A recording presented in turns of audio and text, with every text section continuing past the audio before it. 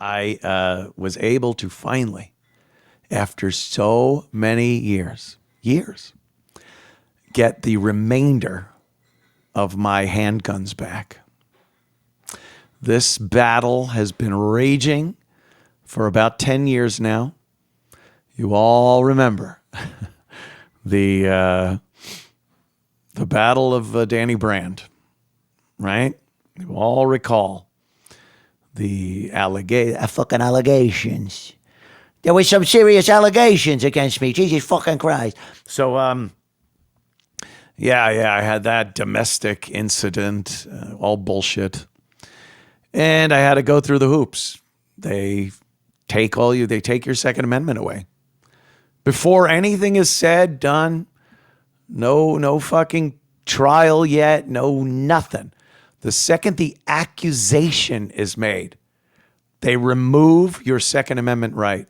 That's something. And that's what happened. And you have to turn in your guns. They took 2 of my guns on the spot. The one that was on my hip, which was my H&K, Heckler and Koch, which I fucking, that was my go-to. That was my fucking go-to gun. My carry, 40 cal, loved it. I never got that one back. And my shotgun I had next to the bed that night, the cops took that. That disappeared. So my pistol disappeared. My shotgun disappeared. Oh, right. And the DVRs with all of my security cam footage disappeared. All just disappeared. The cameras that would have exonerated me from any of the false allegations that were made about 10 years ago. Convenient. And then the woman district attorney that was on the case, on my case, later got fired because it seems she was destroying evidence that would have helped the defendants, the men in these domestic violence cases. So, you tell me how that fucking worked. But I digress. They take the guns away. They're held in police custody. After everything is disposed of, not disposed of, thrown away, but the case is disposed of. I wound up having to jump through some hoops, and they whittled the charges down to a violation. So all that for a fucking violation. And that was that. Now I try to get my guns back. Well, in the great state of New York, I had to start all over again getting my license and getting a concealed carry license, which I had. Getting a concealed carry license that was valid in New York City, which I had. All of it gone. I start over. This is before I thought I'd be moving to South Carolina, a very Second Amendment friendly state. And I was fucking, I was pissed off. I had to start all over. And I started all the paperwork over again. I got down to the precinct there in Nassau County and turned in all the paperwork. I had to write up this big thing. I had to get every instance of the depositions and all the nonsense from the case. And a year went by and I heard nothing. So I call up and they're like, yeah, well, it's a lot of things to go through. And I started realizing I'm never getting these back. This is never happening. So I got Keith the cop to take the guns, my handguns, out of police custody, and he took custody of them at his house. And then he moved down to South Carolina and took the guns with him, completely legal. So the guns have been with him in South Carolina for years now, fucking years. They were in his custody in New York for years and down here for years. So I moved down here The first thing I do is get my driver's license. The second thing I do is get my concealed carry permit for South Carolina. Now, shortly after I got that, South Carolina became a carry state without anything, just a constitutional carry. So you could carry open or concealed here in the state of South Carolina, regardless of any licensing or anything. You could just do it. The reason I like having a license is that you can then go to other states that recognize South Carolina's concealed carry license and carry. I have to go to Tennessee next weekend, speaking at the AMREN, American Renaissance Conference. Jared Taylor and company. I'm speaking at their conference, surviving. My topic is surviving being a racist in broadcasting. A racist, you know, how you go through a career in broadcasting when you are deemed the worst thing on the face of the earth, a racist. So that's what my speech is about at AMREN. It's in Tennessee. So I'm flying into Nashville, and then I got about a 40-minute drive after that. And I want to take my gun with me. I take my pistol with me. And since I have a permit to carry in South Carolina, it is completely recognized in Tennessee. So I pack it in a locked box without the ammo. I bring it in my checked luggage to the airport, sign a piece of paper, and my gun flies with me to Tennessee. You get out, you go to the baggage, not the carousel, but the person at the desk at baggage at the airport. And they go into the back room, grab your bag, and give it to you. And that's it. That's how you're able to travel with a handgun in the United States between states that reciprocate, like South Carolina and Tennessee. New York, California, they don't reciprocate with anybody. You need to have a New York state license to carry a gun in New York, and that's restricted like a motherfucker. It doesn't matter how good your standing is in other states, how good your license is, you cannot utilize that license in New York State. That's great, isn't it? So constitutional. And they bitch about abortion laws. And they bitch that, I'm going to have to drive to another state to get an abortion. This should be national, federal. Oh, really? How about a genuine constitutional right? Don't you think that should be? If abortion was a constitutional right, like the Second Amendment is, wouldn't you think that every state would have to adhere to that and give people abortions that want them? But opposite ends of the spectrum there. Like I said, I couldn't exercise my Second Amendment right in New York the way I felt that an American should be able to exercise that right. So I moved. There were other factors, of course, but it was part of it. And I picked a state that was like-minded, that had like-minded ideology as I do. You got to do that. You could stay in a state and be miserable. And, if you get knocked up because you're a whore and you want to get an abortion, sorry, you got to drive to another state. That's how it works. That's how America works. Same thing with guns. I wanted to carry a gun wherever I went. I wanted that right to defend myself, especially in an era of unbelievable random crime. And New York State told me no, I was not allowed to do that. I voted. I tried, You don't pick up and leave right away, I guess. You can. But I tried voting. I tried getting people together. Let's vote. Let's get people in office that will change these draconian laws. And it didn't work. Every time the liberal Democrat won and things got worse and they signed new anti-gun legislation at midnight. Cuomo did it. Hochul does it. It's, Schumer. It's a catastrophe. AOC. So I looked around and then I left. And I came to South Carolina. And it's been great. I carry around my Sig Sauer. And then, well, there it is. Those are the pistols I got back. I got those back over this weekend. It was very nice. Those are them, but I got a few of them right here that I'd like to show you. Little demonstration, not demonstration. This right here. I have missed this weapon. You may say, Anthony, that is ridiculous. And I would answer, yes. Yes, it is ridiculous.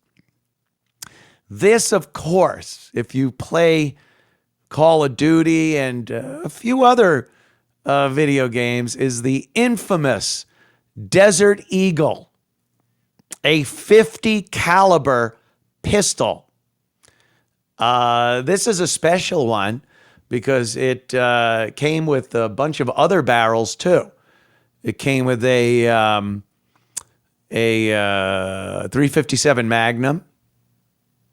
Whoa, what other one? What's the one? A 44 Magnum, which Dirty Harry carried, but a different barrel for that one. So I was very happy when I opened up my box of goodies there when I got home, and this was prominently displayed. It is indeed empty. This is the mag for it. You could hit someone with this and probably take them out. Just smack them over the head with the magazine. The rounds, if I could, it's hard to focus because this is focusing on my fizz. Anyway, the rounds are quite large, 50 caliber hollow points. And it's just an insane weapon. It's fun. It's so much fun to shoot. I've never gone shooting with somebody where they haven't picked this gun up, fired it, and laughed their fucking asses off after shooting it. This is a video when we first got it, myself and Keith the cop. I actually bought two of these. One was for Keith for his birthday, and one was obviously for myself. And we went out to one of the police ranges and shot at watermelons. And this is fun. This is Keith shooting it for the first time. Watermelon experiment number 1.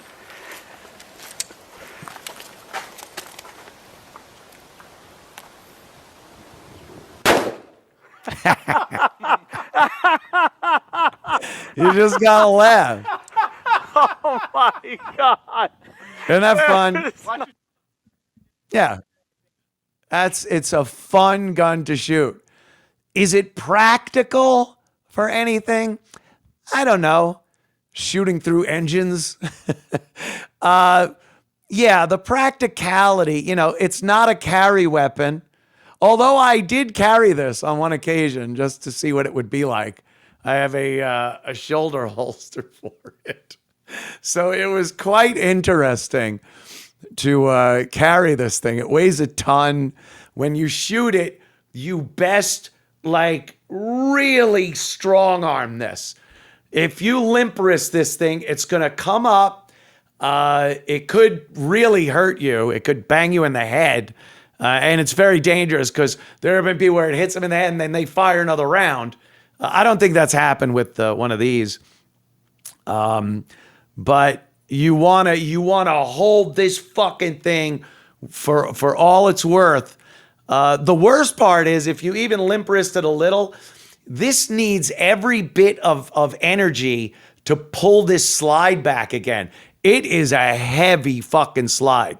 So you need all that energy. If it's tipping up, you're taking away from that energy that is pulling that slide back. So you'll end up with like a stovepipe jam or something that you'll need to clear manually. So this isn't, you don't fire this like, like that. This is a heavy-duty weapon. Israel Weapon Industries. This is an Israeli gun. So I don't know. I don't even know what to make of that. Now the difference in size, but nonetheless, another one of my favorites that I was very happy to get back, the Walther PPKs. This is a dandy. It's in 380, 38, 380 PPK. Walther, this is your James Bond gun. This is your James Bond gun. It's not a PPK, it's a PPK. We pull the mag. We'll slide that. The slide is very tough on these. This is the one you see. James Bond. I like this one. It is extremely dependable. I fire this at the range and not one issue, not a jam, nothing. This thing fires. It's very dependable. Of course, once you rack it, the hammer is back. So you could drop that safety down and then the hammer snaps forward and then you could click the safety off. Now you're ready to go. You're ready to go. I don't like safeties. I don't like manual safeties.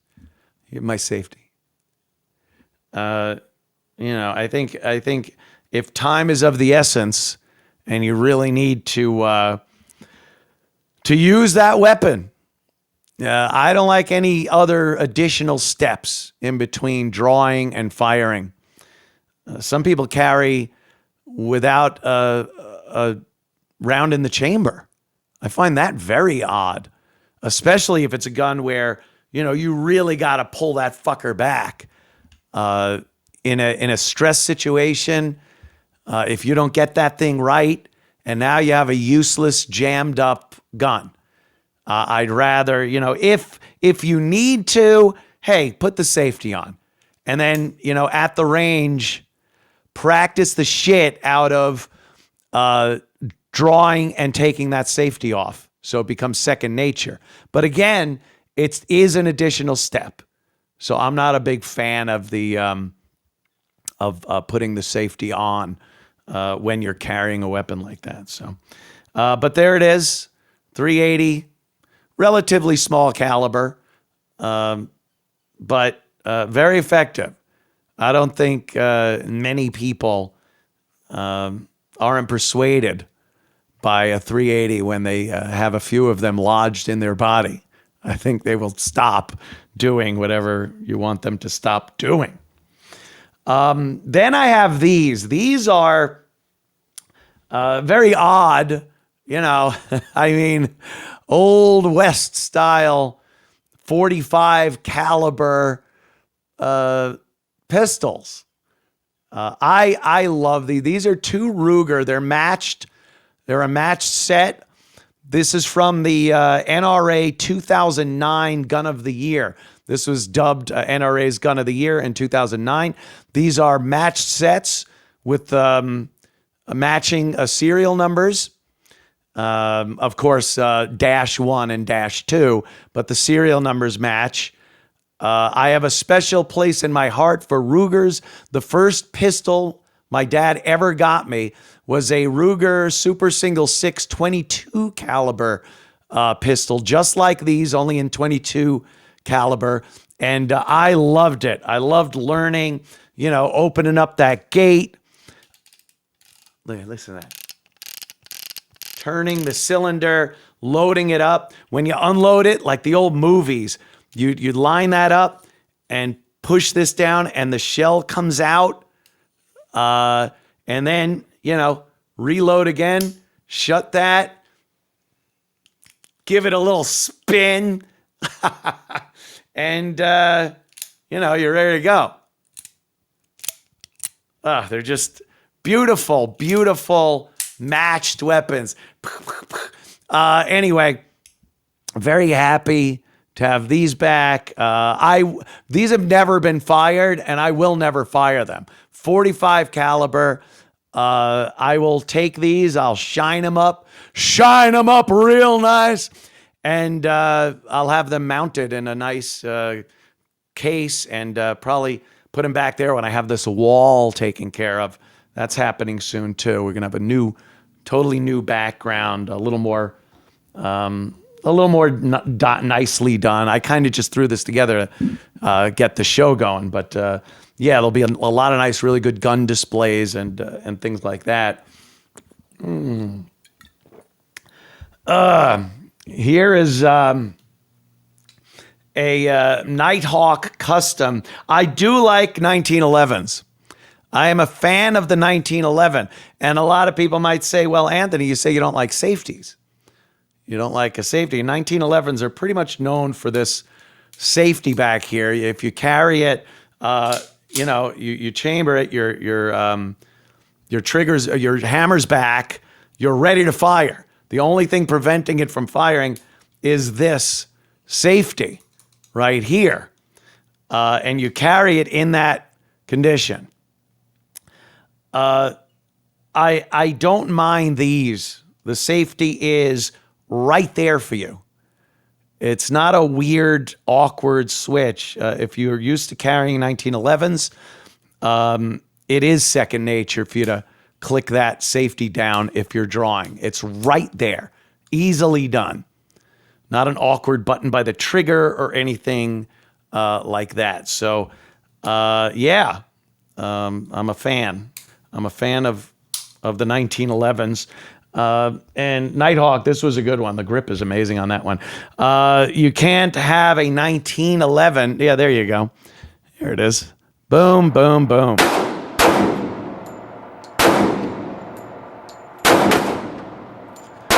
Oh, what target is that? That's interesting. I think it's a thug. I think it's some gangster. Oh, look at what we did. I missed one. I wouldn't worry about that little guy. A bunch of face shots on a gangster, yo. That was a long time ago, too, because I haven't had these guns in 10 years. So if you like 1911s, 45, you need the Colt. This is a Colt custom 1911. I love this one. Fires nice. They're a little big for carry, a little big and heavy for a carry gun, but I like them. 1911s, good guns. This one is another one of my favorites. This, I think, was the most expensive pistol I ever bought, aside from the Eagle. This is a Wilson Combat, very small. 1911 Sentinel, and this thing, it's a work of art. When you feel like nothing shakes on this, there's nothing shaking on it. It is put together, machined so nicely. Everything slides perfectly, and it's a great gun. Again, when you shoot it, you just know you paid more money for this fucking thing. I like it a lot. They somehow, I guess, in their storage, here we go. That was a little showboating there. Why not? A little showboating back in the day. Yeah, they scratched up my grip on this one a little bit. Fucking pissed. They just throw these things in boxes and stack them on some cold case file cabinet. So that's that. I like that one. And then, oddly enough, this last one here is considered a pistol. Believe it or not, this is considered a pistol. Yeah. This is your H&K civilian semi-automatic version of the MP5 submachine gun. You will see this in Die Hard. You'll see this in every fucking action movie ever made. Steven Seagal movies. The MP5 is a huge gun in action movies, and this is the semi-automatic version. 9mm. You get a mag out of here. I'm going to be doing some modifications to this one that were not allowed in New York. The funny thing was, this in New York was considered a pistol. So when I bought it, I had to go through the same things I went to when I bought any pistol, but I could legally carry this. I was legally allowed to carry this on my person. And I did once. Once I went into New York City, and again, I had this on a shoulder rig, and I carried this in New York City just because it was funny to me. It was fucking funny that with all the laws in New York, they considered this to be a kind of self-defense pistol to go around. But modifications were a no-no. So I'm going to get a folding stock for this, a different foregrip, and a threaded barrel and a silencer. So those are a couple of things I've ordered, and a nice little sight on top, an optic on top. But you see, it's safe, and then it's fire, and then your MP5 would have one more place for pew pew, rititita, pew pew. There it is. This is an actual MP5.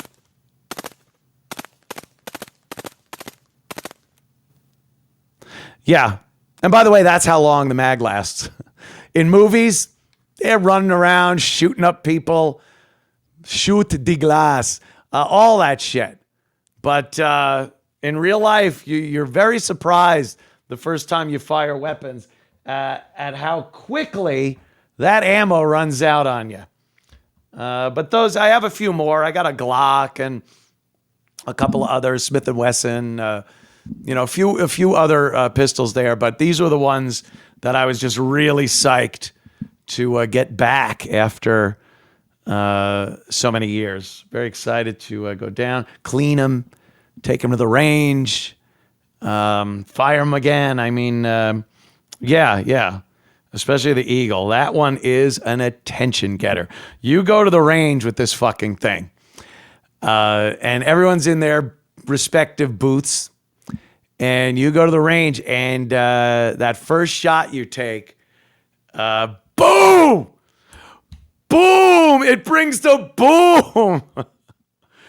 The double you fire a few rounds, and you put down and you look, and everyone is now looking into your booth like this. They all want to see what the fuck you're shooting. And then you get the, obligatory, oh, cool. Oh, wow, an Eagle. So I went with the very shiny nickel plate finish instead of the gold. If you buy a gold Desert Eagle, well, enough said. I think there's one very simple word that describes you. Oh, my God. Anyway, those are very happy.